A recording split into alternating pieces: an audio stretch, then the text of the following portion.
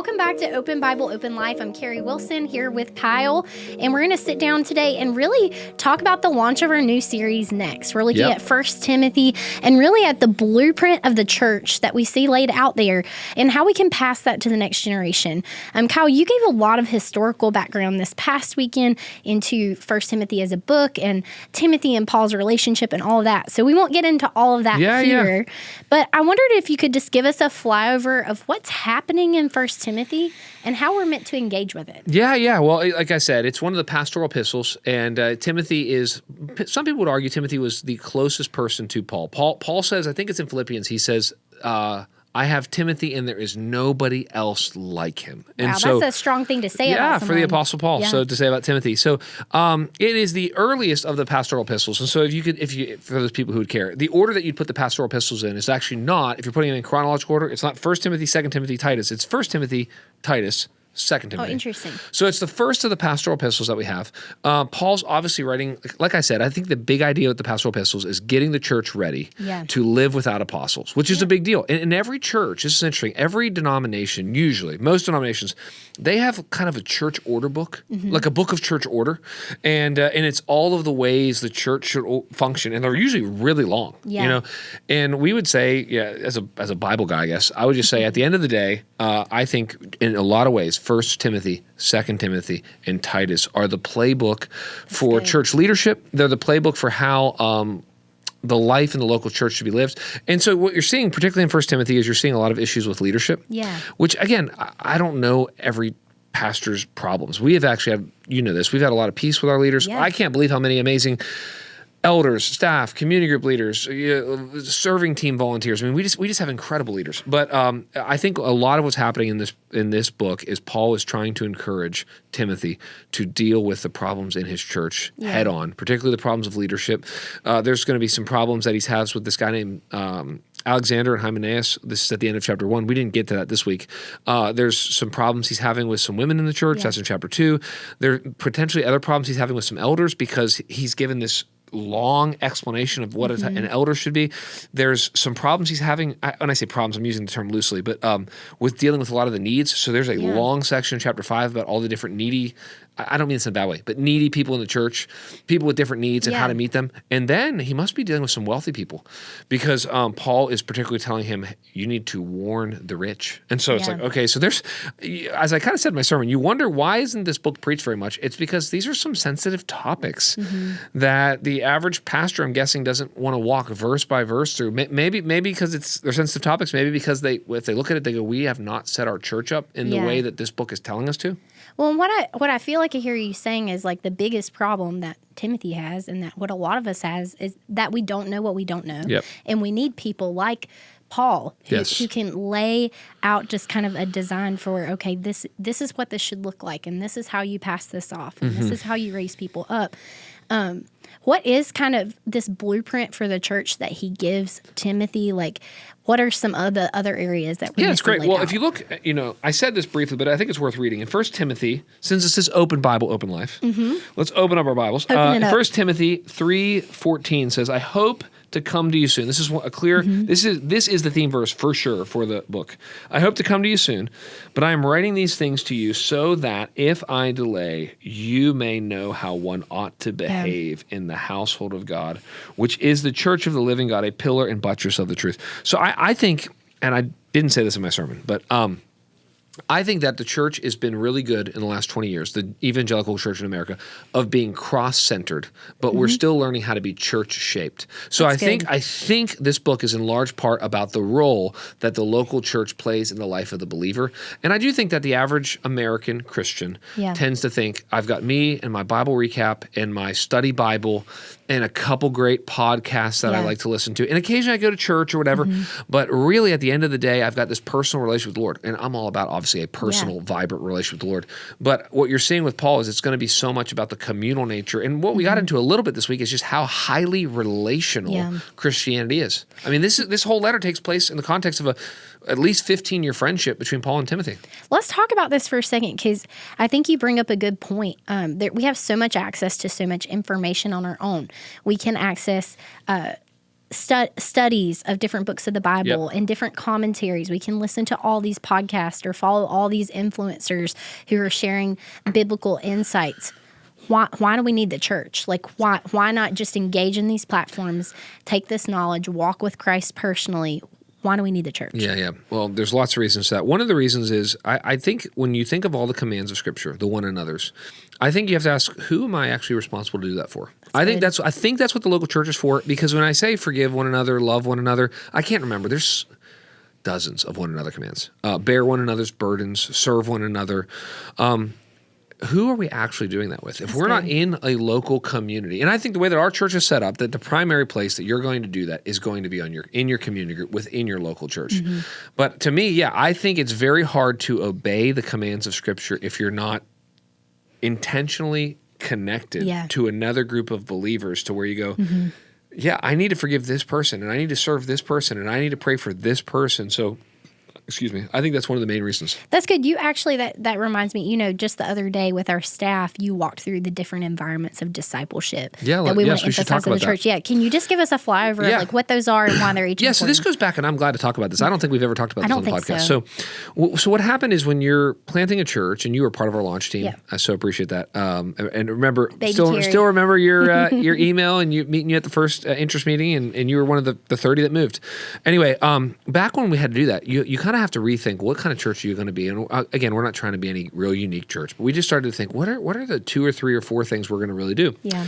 And we knew, I don't know a church that doesn't have a Sunday gathering. So we're like, we're going to have a Sunday gathering, and the purpose of the Sunday gathering, or we would say corporate worship, is many things, but we would at least say passionate worship and proclamation of the word. Mm-hmm. It's going to be praise and proclamation and visible demonstration of, the Lord's Supper and baptisms and testimonies. And then we knew we were going to do groups. And the reason I wasn't real clear on this in the sermon, but Larry Osborne, who I mentioned many times, it's worth talking about him for a second. He wrote a book called Sticky Church. Maybe we can put it in the show notes. He is really the one who popularized what we do as a church, which is officially called the lecture lab model. It's that it sounds formal, but it basically means that we connect Sunday to the small group. Yeah. And we do that, the tether that connects those is the sermon guided discussion, the sermon. And Larry would basically say, the average person in your church, and I would like to think that our church is not average, and there are not just average people in our church, but the average person in your church, he would say, will only give you 2 time slots a week. Yeah. And so one of those time slots is going to be Sunday, and the other time slot is usually going to be your small group or your community group. And his thing is, if you could only have 2 time slots, two time slots, if you only have 2, those would be the best 2 because you can keep husband and wife together. That makes sense. And that makes sense. It's like, let's not divide. If we were going to do one other thing, we shouldn't probably do men's ministry and women's ministry, because it would probably not be best to divide mom and dad and husband and wife. But what we realized, and I think we thought about this as a staff, but I didn't specifically ask you. But I'll tell you my experience with my community group. My community group is great for care. As we lost my dear friend, your dear friend Andy Jump, walking with our community group through that, our group walking with Catherine and her boys through that. I mean, it really was a season of deep, deep care that I think our group did better than the church as a whole could do, for example, because our smaller group. I think our group has been a really great place of friendship and fellowship in community. Yeah. And of course, we have great discussions, but I would say for my community group, it does great with community, and it does great with care. And we're growing in discipleship and growing deeper in learning the Bible more deeply and being accountable about our lives and repenting of sin. And so what we basically said, I hope I'm making sense here, but what we said with the Sunday gathering and the small groups, that they can't do everything that we need them to do, that needs to be done. And so we started DNA groups, disciple, nurture, and accountability. Disciple, because it's an identity-based environment. So disciple because we're a saint. Nurture because we're a sufferer. Is that a real word, sufferer? Yeah, I think so. We're a sufferer. Yeah. So disciple because you're a saint, nurture because you're a sufferer, and accountability because you're a sinner. Yeah. And what I have found is that DNA groups are for all of us, but they exist because you need to go deeper in one of those 3 areas I just mentioned. Usually it's not, in my experience, it's normally not in suffering. It can be. Yeah. It might be my whole marriage is falling apart and I need a group of guys or girls to talk about in a way that I can in my community group. But normally what I find is it's like, I want to go deeper. Let's study theology together. Or I find it, or more probably even most commonly, there's just a couple things that, like we say in our church all the time, we believe in privacy, not secrecy. Yeah. I don't know that, I'm making something up. I don't know the average guy or girl needs to confess something to 14 people in Mixed a co-ed gender. environment. It's just hard. But do they need to keep that silent and secret? No. But could they have 3 or 4 guys or 3 or 4 girls to go, help me with this? And so the DNA groups are the third environment. I think for me, it came out of, I'm not saying it was just completely my idea, but it came out of probably 10 years of college ministry. And I don't know, was your experience in college ministry, did you do co-ed groups? We had co-ed large group, and then we had a single gender small group. Same here. And then we had discipleship relationships that were also same gender. Yeah. So what's interesting about me, so I came to Christ at 16. I really wasn't in a co-ed Bible study until I was married. Just the way that I was just the way it was for me. And I'm for co-ed Bible studies and small groups. But I'm just saying my entire discipleship experience for like 15 years of my life was deep discipleship of with other men. 10 years, about 10 years. Yeah. And even when I was in college ministry, I would lead we didn't call them DNA groups. And they were bigger than 3 to 5, but I would lead groups of 8 or 10, and it was all guys. And I've never been in an environment, obviously it's all girls, but when it's all guys, you can just get right to it. Yeah. You can just talk about these issues. When you're a bunch of single guys, you talk about your struggles, and you talk about what girl you like, and you talk about your parents, and you talk about your fears about your job. And so I think with the co-ed groups, they're great. And I do think that a co-ed group of, let's just say, 6 or 8 people, 3 or 4 couples that have known each other for a long time, they might be able to go to a deeper place of openness, transparency, accountability. Like within a community group. That's right, within a community group. Then the average group that's going to be like, we're not ready for that. There's singles, there's older, there's younger, there's newer married. We're all and you don't have those established same relationships. So I think the DNA group exists as a third space to meet whatever current need you have. But I think it's very hard to have all those needs met in just the corporate gathering in the community group. I think so too. And I think even if we look at Jesus as that model for multiplication, for discipleship, we see he had, the large groups that he spoke to. He had his smaller group of 12. And then really he had 3 that he intentionally was pouring into. Jesus has the first DNA group. It's clear. Peter, so James, John. Be in one. There it is. Yeah. Well, you see that. You see the multiple. When the ministry I was in used to say, Campus Outreach, we say, Jesus loved the world. He helped many. He discipled a few. Well, and I think that's what we see here with Paul to Timothy, and even when he's encouraging Timothy to do. We see Paul pouring into Timothy these things that he feels like he needs to know, trying to teach him these ways. But then in 2 Timothy, which we won't get there during the series, 2 Timothy 2:2, where we see him telling him to pass it on to men who can be entrusted with it, to pass it on to the next generation. And that's a smaller group of people that we're raising up who can carry the message on when we're gone. And that's what we're looking at with next. When we think about this vision of multiplication, it really ties into what we've been walking through for the past several months, this 16-month journey that we're walking through with the Multiply Initiative. So tell me, how does 1 Timothy help us get where we want to go within Multiply? Yeah. Well, just to remind myself, you, all of our listeners, that when you and I and the team, when we began to put together this entire Multiply Initiative, one of the first things that I did is I went away and just thought, what are all the books of the Bible that are particularly have the theme of multiplying? Obviously, Genesis was the first, and then we did Proverbs for the wisdom, and then we did our core values. But the reason I think maybe of all of the books we've done so far, 1 Timothy may be the most explicit book on multiplication, because Paul is getting ready. I said this earlier, but he knows his time is short, his life is ending, his legacy is about to be over, and he is investing in this young man. He's known this man for a decade and a half, and he knows this guy is now pastoring the church he started. And so to me, it's one of the greatest pictures that we have. The reason 1 Timothy is in the Multiply Initiative is because it's a book about Paul thinking about the next generation. And I think if we're going to multiply, we have to think about every generation, but we have to especially think about the next generation. I think that's the next generation is different than any other generation from the past. And so I think it always takes the most attention. Yeah. And I think that we have to go after the next generation. They're not just going to come to us. We have to go after them. Yeah, and this type of discipleship is part of the way that happens. I want to dig in a little bit more with this DNA group idea while we're here today, because this past weekend you kind of laid out a vision for, hey, we want to see every person in our church in a DNA group. Yes. And the reason we want that is because we know that they're not going to get everything that they need to get in the Southern gathering. I mean, we are in the South. Yes. In the weekend Sunday gathering. Yes. And in the community group gathering, we want them to be growing intentionally, and we know that happens best in these smaller groups of people. And so we're calling people to this. We have to paint a picture a little bit of what it is we're calling them to. And I know next week we're going to get to hear from a couple people who are in DNA groups. They're going to give us a picture behind the curtain of what their groups look like and maybe some helpful tips for us with that. But when we look at a DNA group, right, it's 3 to 5 men or 3 to 5 women, Christians, that's important, who are devoted to coming together for discipleship, nurture, and accountability. Yes. So what does that mean? If we summarize that down to 2 things we normally say, that would be open Bible, open life. Yes. And that's what we're wanting to encourage people to do.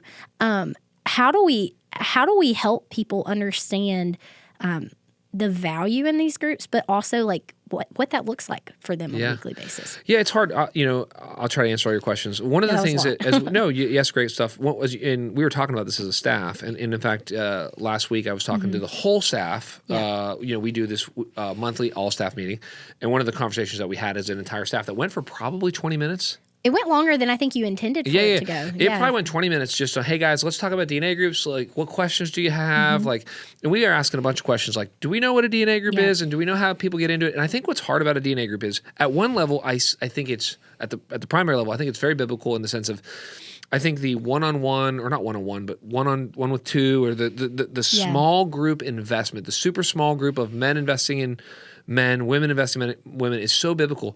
But at the same time, the DNA group is the one thing in our church that we don't, how would I say it? Like, we don't have as clear of a pipeline and pathway to get into. We don't have groups listed for you to join. If you want to come to our Sunday service, there's 3 times, and it's every Sunday, and sit in the seat, and you that's how you get there. And even our group connect, it's like, community groups, go to the Weekender, go to Group Connect. And here's the open groups online. Here's the open groups online. If you know, all that.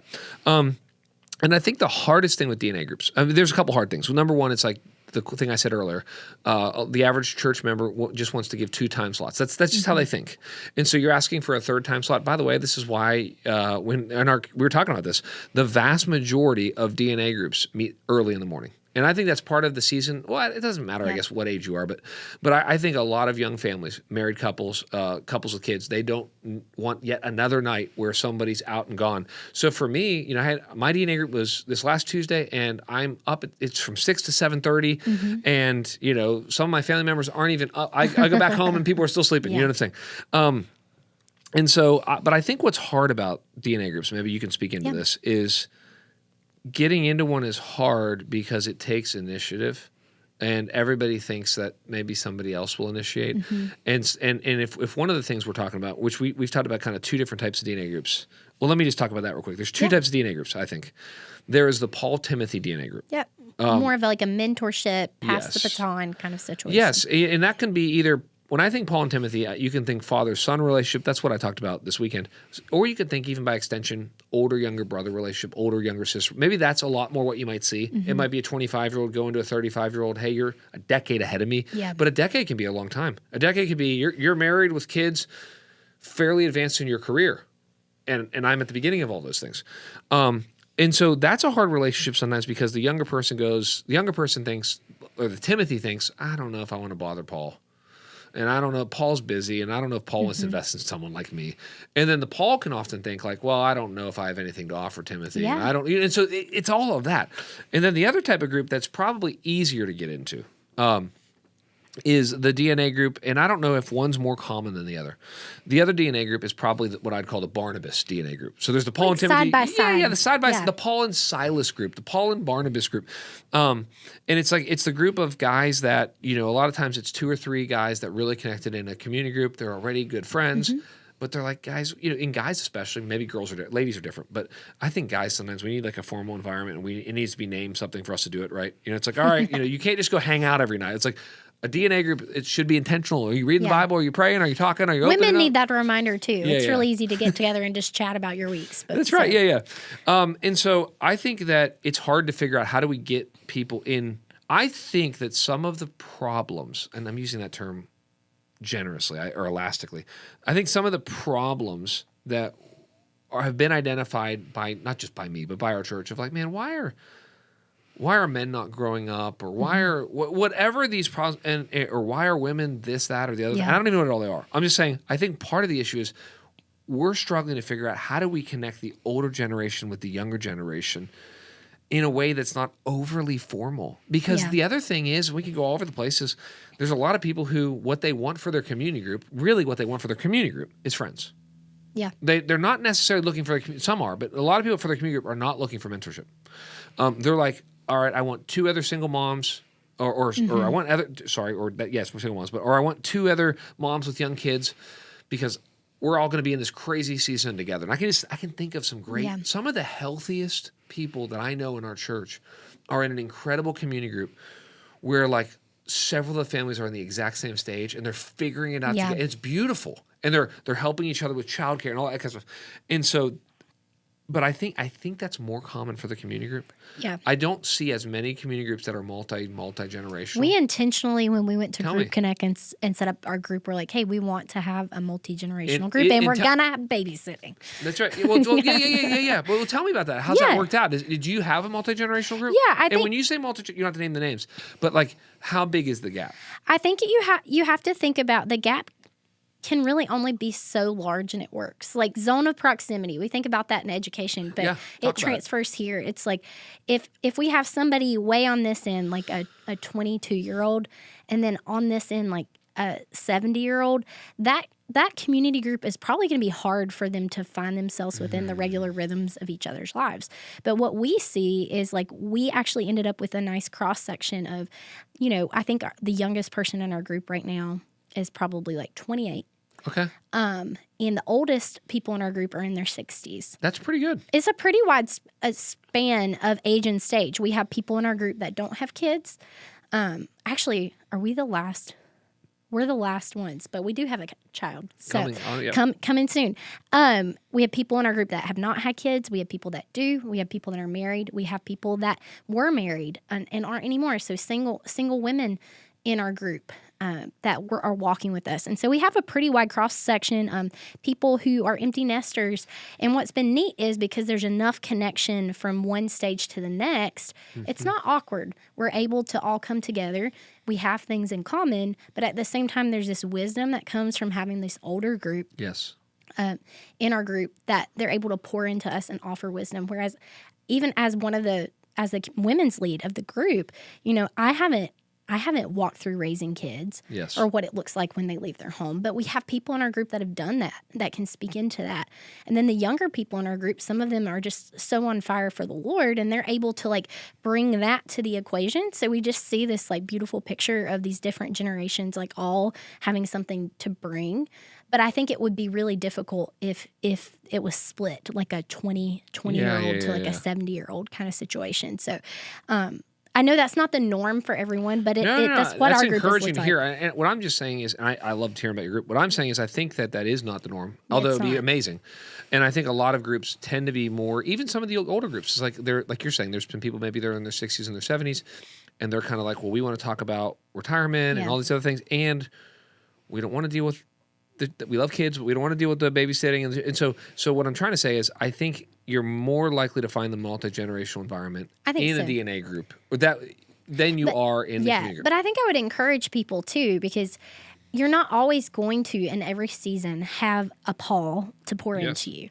Like, that's just not always going to happen. Those of us who came up in campus ministry and just experienced the miracle of like people just pursuing you and telling you they were going to do it, that's not really the reality that we walk in here after college. We have to learn to initiate in those types of relationships, to ask someone like, hey, would you be willing to get together with me even just once a month? And maybe that's where that mentorship relationship shows up a little bit more. That's another thing that we were talking about. But I think that It doesn't have to be indefinite or very long. I think sometimes on either end, but maybe especially as a Paul to a Timothy, you might go, I don't know. I mean, I certainly like to help him or her, but I don't know that I've got a ton of time, and I don't know that I can make a long-term commitment. But it's like, no, just could we over the next few months, could we meet for coffee 2 or 3 times? I just want to ask you some questions. I think that's good. What I said in the sermon is, I think a Paul is somebody who either knows more Bible or has lived more life.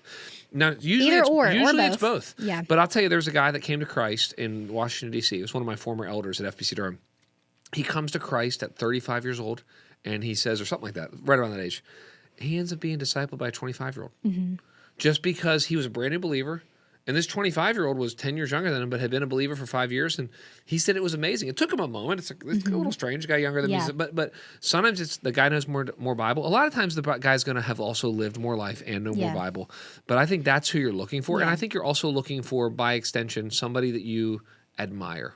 At least one area of their life. Man, she seems like a great mom. Mm-hmm. He seems like he has his finance together. They seem like they've got a decent marriage. I wonder if I could learn something from them. Yeah, and I think just to distinguish, sometimes like that is more of like a mentorship than your actual DNA group. Maybe that's not going to have the rhythms that you need for that day-to-day life, but there's still value, like you were saying, in that DNA group of people that may be in a similar stage of life as you, who are walking and following after the Lord. Maybe you don't feel like they're a step ahead, but they're going to have wisdom from the word that they can remind you of. They're going to be able to hold you accountable. You're going to be able to learn from one another. And I think there's something so sweet about that we discount sometimes. Yes. I've had different situations where I've been in a similar stage or different stages in DNA groups. But I think ultimately the main goal and what we want to see for people is that they're in a group of people where they're getting in the Word, like physically you're opening the Bible, we're reading it together, and then we're applying it to our lives. Yes. And then you're having the hard conversations. I'm struggling in my marriage, or this sin issue keeps coming up, or they're asking you that accountability question that you asked them to ask you 5 groups ago, and you're still having a hard time with it, and they can walk alongside you. I don't want to get too much in the weeds because I know you're going to talk about this next week. But, and we'll get to hear from both a guy and a gal who are in these groups. And one last thing I want to say just about this real quick is I think, though, I want to encourage people that, because I think a lot of people might feel, especially people maybe 40 and younger, they might feel like I really need a Paul. And they do, and I want to encourage them to go after that and hope that DNA group comes. But I have found in my life, I've had a lot of Pauls, and I thank God for that. I have grown up a lot by having to be a Paul to somebody.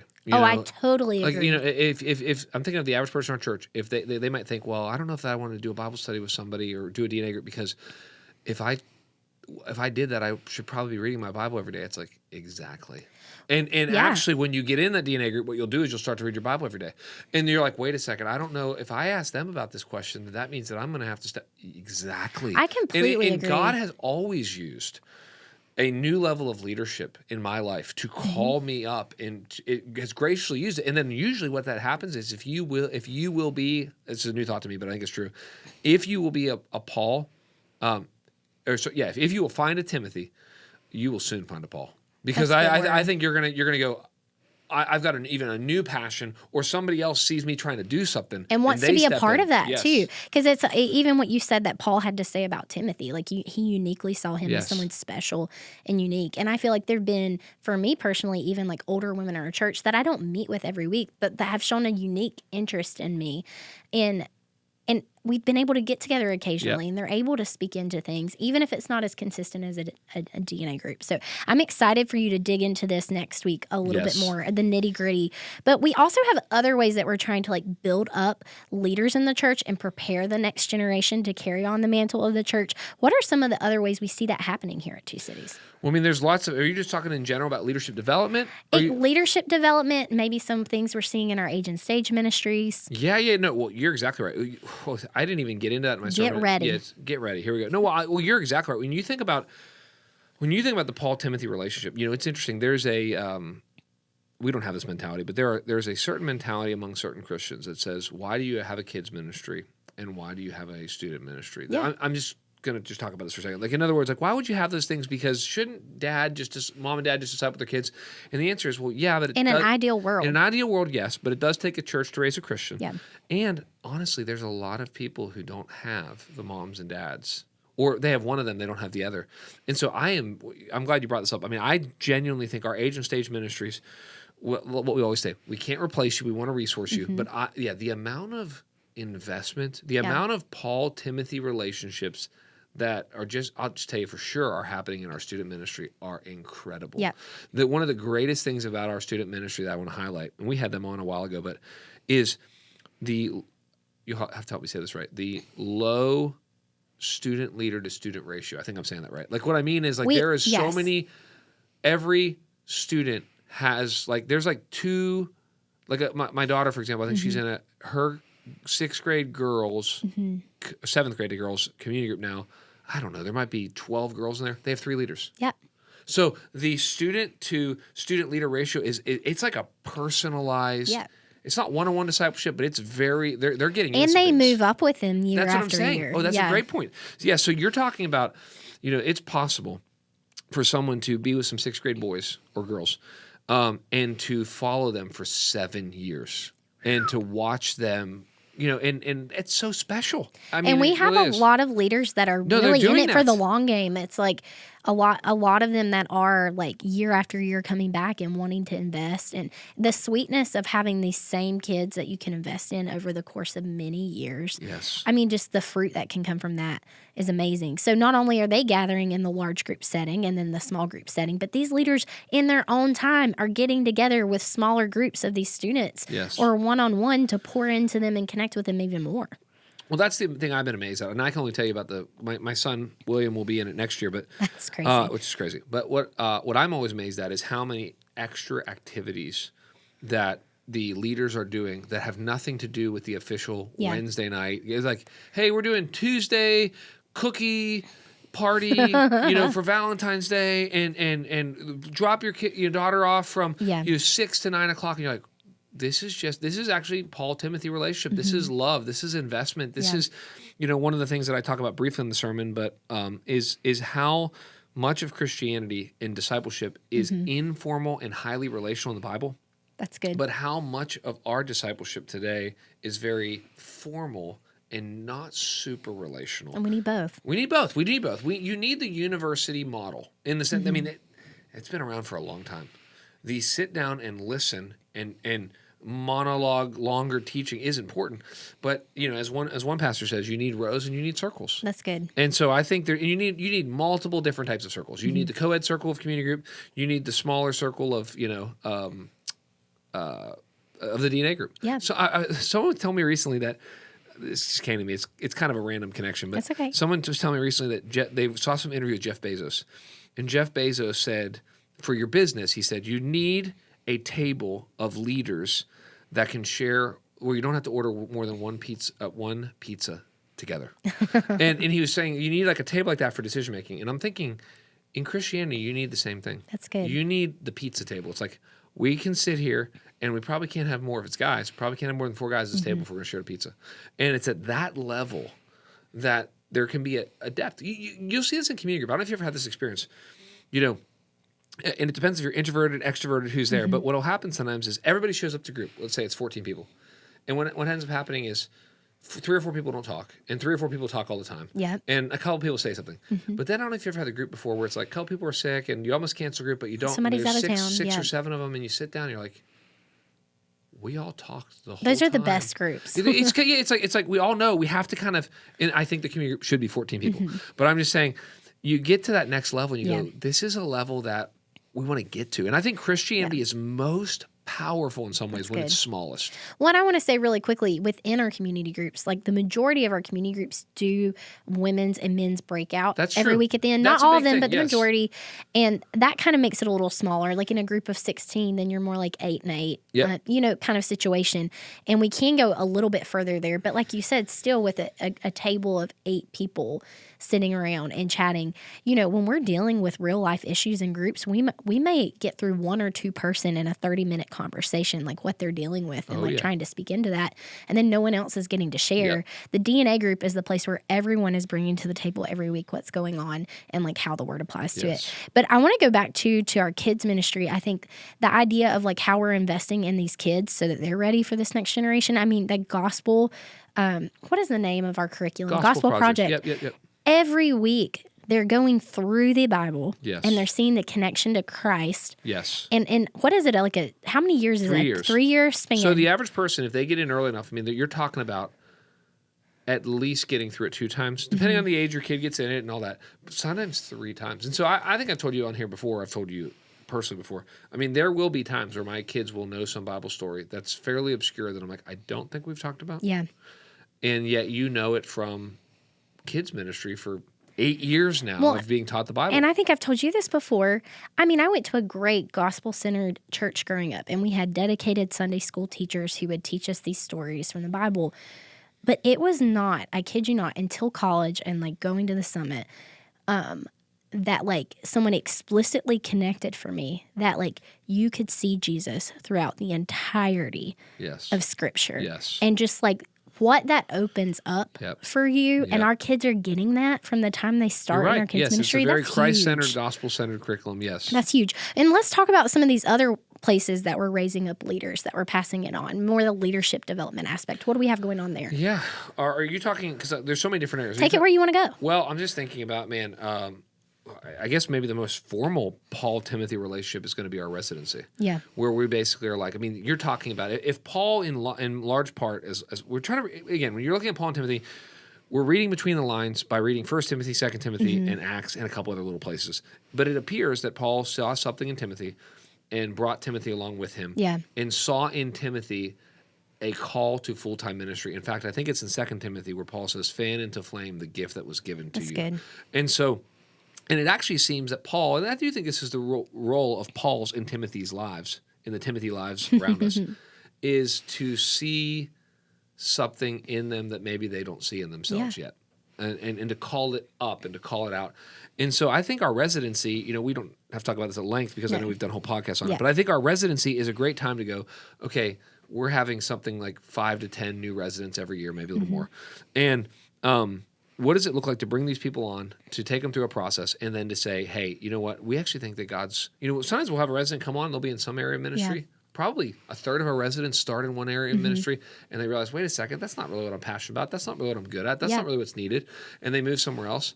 So I think our fellowship program is, which we'll talk about. We talked about a couple weeks ago. We'll talk about it more in the fall, for sure. But the fellowship program, as we're preparing for it, is going to be a 2-year program where we have fully identified future pastors. Church planners. Church planners and pastors. So this isn't people who might be interested in being in ministry long term. Yeah. These are people who are seasoned, who are going to go out and who are going to be lead senior pastors of churches.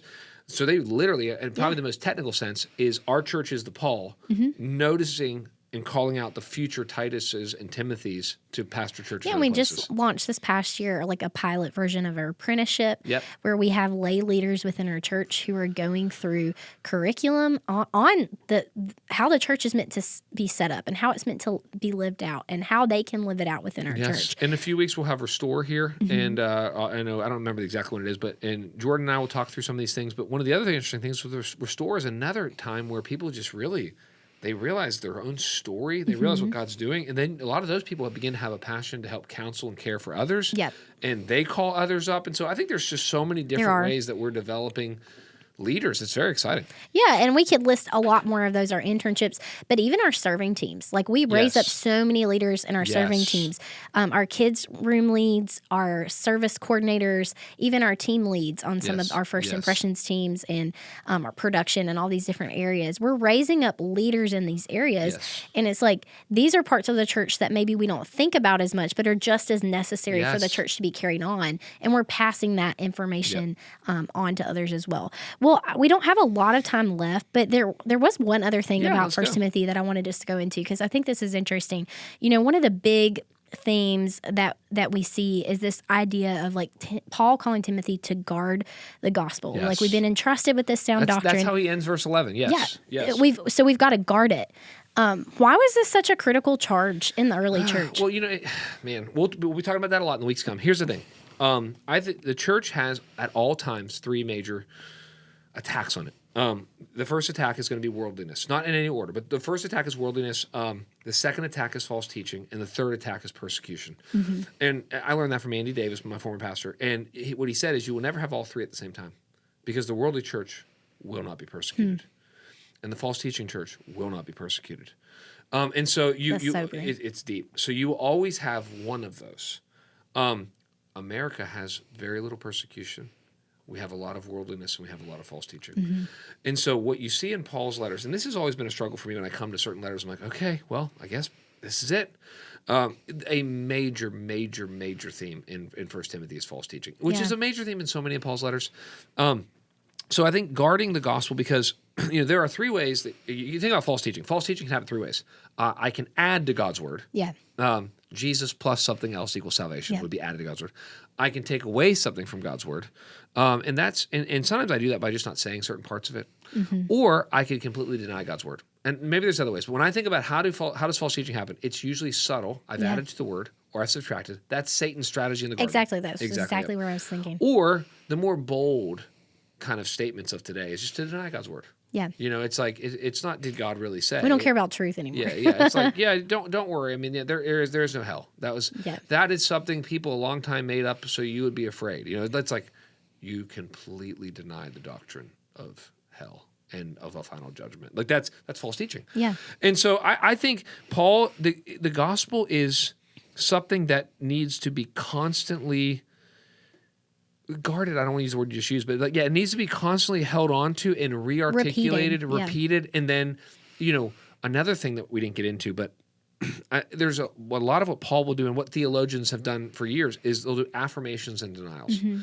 This is what the gospel is. This is what the gospel is not. And Tim Keller, who I've quoted so many times, has been so helpful when he goes, okay, the gospel is not religion, and the gospel is not rebellion, and the gospel is not license, and the gospel is not legalism. And so I think this whole letter, we'll get into it more, is on the importance of, and I think what Paul's saying is, I've been entrusted, he's saying in verse 11, I've been entrusted with the gospel. Yeah. He says, let me read it. He says, in accordance with the gospel of the glory of the blessed God with which I have been entrusted. And basically by the end of the letter, he gives it to Timothy. He says, now you're entrusted with it. And the passing of the baton. Yep, that's good. Well, I feel like that's all that we have time for today, but I hope people can get excited about this series. There's a lot of interesting topics you're going to be talking about, some that are a little more difficult to talk about than others, and maybe we'll dig into some of those a little bit more over the next few weeks. But what are you hoping ultimately that our church will get out of this series? A love and a value for Christ and his church, and that we will be, and I think we're already this type of church, but that we're just not afraid to have the hard conversations. Yeah. To say all that God's word has said, but not to say more, to make the plain things the main things, the main things the plain things. I think this is really a book maybe for everybody to be called up into leadership a little bit more. And I don't want to be too idealistic that everybody's this is going to be unbelievable, great leader. But I mean, this is a book that God has given to his church. It is a book on leadership. There's no other way to read this book. Maybe you need to lead yourself. Yeah, yes. Yeah. And I think those are the categories. You lead yourself, you lead others, you lead others. You lead leaders, and then maybe eventually you lead teams, organizations, ministries. But I think and I think that is the right order. You can't lead others till you lead yourself, and on and on and on. That's great. Well, thanks for joining us today. We're excited in this series to dig more into 1 Timothy and what the Lord has to offer us there. We just want to encourage you as you leave today, as you listen to the podcast, hopefully next week, to consider what would it look like for you to get connected to a DNA group. More than that, what would it look like for you to go out and grab a few people that you can intentionally have that kind of relationship with? We're going to link a guide, a helpful guide that's going to lay out what it is, how to start one, what they can look like each week. And then next week, like I said, on the podcast, we're going to have a couple people on here to kind of lay out some of the logistics of how that's worked for them in their groups. And we hope these will be helpful resources because we want for you what we have in our DNA groups. We want people that we can do life with, that we can grow with, that we can get in the Word with. And we know and we believe that if you get in those environments and you are doing those things, you're just going to see dividends. And so we'll see you next week on Apple Podcasts, Spotify, and YouTube.